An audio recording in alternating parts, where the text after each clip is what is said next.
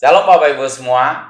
Menurut literatur Islam bahwa anjing adalah jelmaan setan. Nah, kita tahu sendiri bahwa anjing adalah salah satu jenis binatang peliharaan dan banyak membantu manusia, termasuk membantu manusia dalam pengungkapan tindakan kriminalitas, mencari korban yang hilang dan yang masih hidup seperti yang belakangan terjadi di negeri ini Bapak Ibu, dan juga bisa membantu pihak keamanan dalam melacak bom dalam event-event besar seperti pesta olahraga dunia.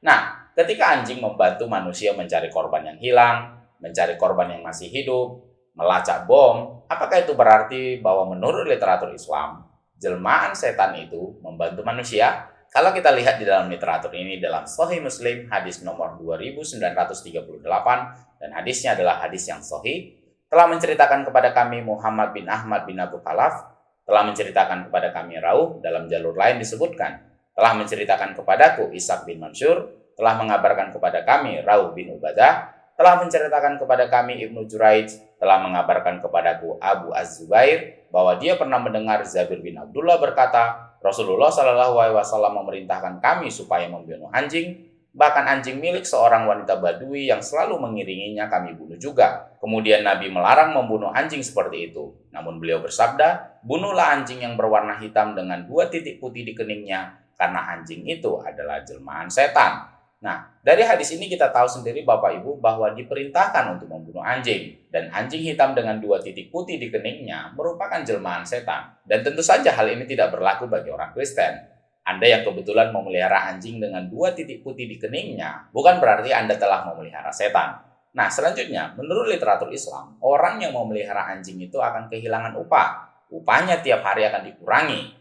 Ada yang mengatakan 1 kirat, dan ada yang mengatakan 2 kirat. Karena derajat hadisnya sama-sama sahih.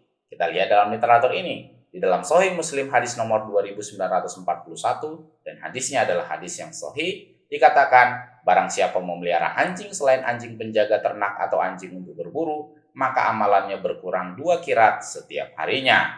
Sementara di dalam Sunan Ibnu Majah hadis nomor 3195 dan hadisnya juga hadis yang sahih, dikatakan, barang siapa memelihara anjing, maka amalnya, pahalanya akan dikurangi 1 kirat setiap harinya, kecuali anjing penjaga tanaman atau anjing penjaga ternak.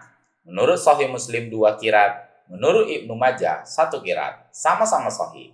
Nah, Bapak Ibu akan bertanya, kirat itu apa Pak Jul?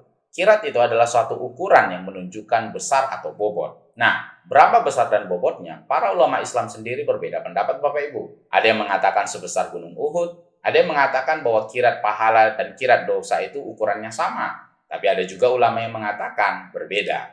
Nah, mana yang benar Pak Jul?